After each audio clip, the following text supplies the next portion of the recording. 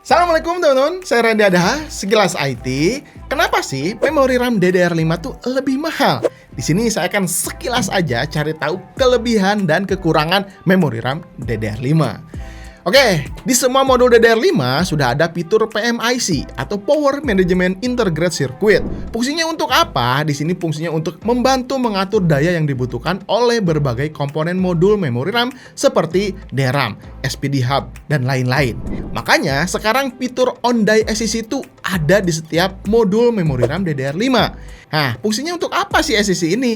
Fungsinya untuk mengkoreksi kesalahan bit di dalam chip DRAM, sehingga meningkatkan kehandalan dan mengurangi tingkat kerusakan atau error. Makanya, kemungkinan untuk crash atau BSOD sekarang tuh udah sedikit banget. Nah, biasanya fitur SSC ini tuh dipakainya hanya di kelas server aja gitu.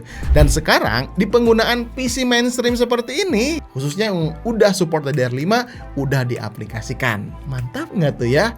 Kalau DDR4, tidak semua memori RAM menggunakan SSC ini atau fitur SSC ini. Biasanya hanya untuk kelas server-server aja. Memang dukungan fitur SSC ini juga harus dibarengin dengan motherboard dan prosesor yang udah support SSC juga. Kalau dilihat dari web resminya Intel, chipset, prosesor dari generasi lama juga udah mendukung fitur SSC. Bahkan dari prosesor-prosesor Celeron juga itu udah ada atau udah support dengan fitur SSC tersebut.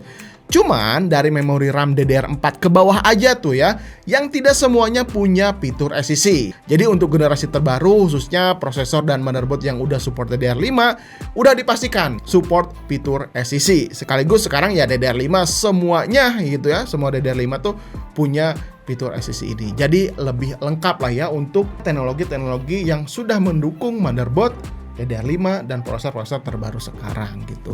Makanya PC-PC lawas yang pakai DDR2, DDR3, DDR4, kalau umurnya udah tua banget gitu ya, pasti pernah ngalamin yang namanya crash atau BSOD. Bener kan? Nah, saya juga sebetulnya ya bukan sering sih, pernah aja. Ini memang jarang terjadi ya, tidak semuanya, tapi kemungkinannya itu sangat besar sekali. Coba siapa ya di sini yang pernah ngalamin PC-nya tiba-tiba crash gitu ya, BSOD gitu. Tapi ketika di restart ya normal lagi gitu ya si PC-nya. Nah, kemungkinan itu ada kesalahan-kesalahan koreksi yang diakibatkan dari si memori RAM gitu. Oke, tambahnya lagi nih ya, untuk memori RAM DDR5 sekarang tuh udah lebih efisien. DDR5 pada 1,1 volt mengkonsumsi daya 20%-an, lebih sedikit daripada DDR4 pada 1,2 volt. Nah, ini bermanfaat untuk apa? Biasanya bisa memperpanjang umur baterai jika penggunaannya di laptop. Jadi laptop tuh bisa lebih irit. Intinya seperti itu. Atau kalau di kelas server yang menggunakan ratusan bahkan ribuan memori RAM yang bekerja non-stop sepanjang waktu, itu tuh bakalan kerasa. 1,1 volt dan 1,2 volt itu sangat signifikan sekali perbedaannya. Kalau misalkan ya di kelas server ya kan banyak tuh memori RAM-nya ya. Terus untuk melakukan setiap memori RAM ini dibuat berbeda supaya nggak salah kita pasang RAM di motherboard. Itu kalau misalkan salah pasang, misalkan mau bawa DDR2 dicolok DDR4, DDR5 gitu, bakalan fatal kerusakannya. Makanya slot atau lakukan pada DDR4 dan DDR5 tuh dibuat berbeda. Bahkan DDR1, DDR2, DDR3 juga lakukannya semuanya berbeda. Nah, tapi teman-teman masih tetap ada kekurangannya sebetulnya si SSC ini ya, fitur SSC ini. Pertama, apa? Harganya ya mahal. Kalau misalkan memori RAM yang udah ada fitur SSC-nya dibandingkan yang non SSC. Terus lagi, RAM dengan fitur SSC ini tuh sedikit lebih lambat 0,25% dari non SSC. Dulu pernah ada pengujian dari produsen memori RAM yang membenarkan hal ini, tapi di pengujian untuk kelas server dengan penggunaan yang banyak. Sepertinya kalau misalkan PC-PC ya mainstream seperti ini, karena ya penggunaannya sedikit, kemungkinan ya lambatnya tuh hanya 0,25% tuh nggak akan terlalu berasa. Bener gitu, karena kan apalagi gitu ya DDR5 sekarang kan udah pada kenceng-kenceng gitu, jadi kayaknya bakalan nggak kerasa dan aman-aman aja. Oke, nah di sini saya punya memori RAM DDR5 yang terbaru dari Cleve. Ini serinya Fit V ya, udah jelas punya fitur on-die SCC di dalamnya. Desainnya ini tuh ultra low clearance, pendek ya, jadi kompatibel jika kalian pasangkan air cooler yang gede gitu ya, tower yang gede-gede gitu, yang bongsor-bongsor gitu ya. Nah, memori RAM ini tuh nggak akan jadi kendala lah ya. Atau juga di PC rakitan mini yang sekarang, teman-teman kan lagi rame tuh ya rakitan PC, pasti carinya memori RAM yang clearance-nya tuh pendek-pendek supaya ya masuk gitu ya, pakai tower, pakai IO water cooler. Dia punya clearance hanya di 33 mm aja, jadi kecil ya.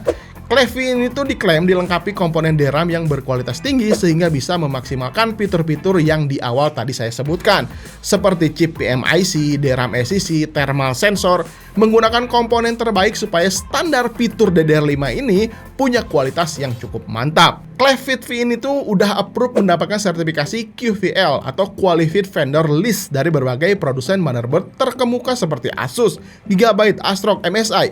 Makanya, nah ya, kalau misalnya kalian ngikutin saya ke Computex 2024, saya main-main ke boothnya Clef, mereka tuh memajang PC testnya di semua brand besar motherboard tadi.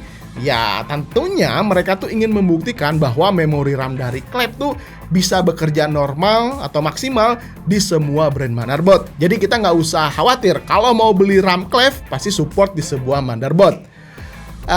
Tapi ya RAM yang lain juga sama sih kayak gitu ya, nggak usah khawatir nggak kompatibel gitu ya. Kalau misalkan belum ada di list QVL motherboardnya, ya paling kalau misalkan ada masalah-masalah sedikit, tinggal update saja BIOS motherboardnya, insya Allah aman. Oke, lanjut lagi, kita lihat heatsinknya. Ini belum dilengkapi dengan ARGB karena apa? Tentunya untuk memangkas budget, sehingga memori RAM ini harganya bisa sangat bersaing di pasaran dengan performa di atas pesaingnya.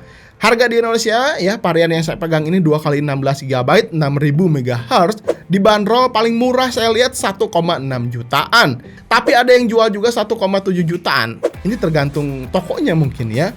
Biasanya DDR5 dengan speed 6000 MHz seperti ini di harga masih di 2 jutaan, 1,9 gitu ya. Pas saya buat video inilah ya dengan brand RAM yang sekelas. Ya mudah-mudahan nanti harga RAM-nya ini bisa lebih murah lagi. Di sini memang Clef tuh cukup berani ya kasih harga yang cukup bersaing dengan produk yang cukup berkualitas. Seperti di NVMe yang dulu juga. Nah ini nih, C910 Crash. Ya ini punya speed yang cukup bagus dan harganya juga cukup terjangkau. Ya mungkin harus seperti itu ya supaya penjualannya bisa banyak dan tujuannya ya ke situ. Ya semua brand pengen laku gitu.